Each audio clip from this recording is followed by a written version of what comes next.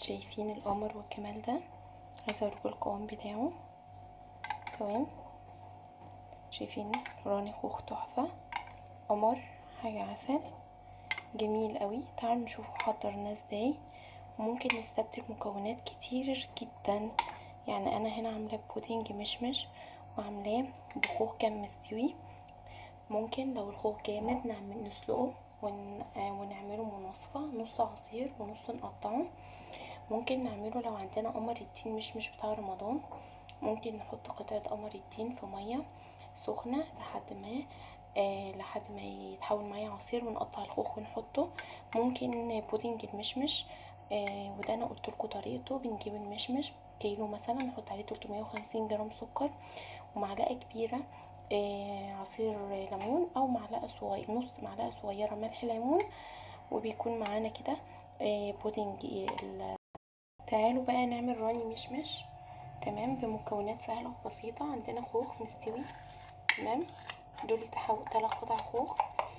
تمام، نحط عليهم شويه سكر، غرسهم بالسكينه كده، اقطعهم تقطيع ناعم قوي، بيكونوا محافظين على القطعه بتاعته برضك.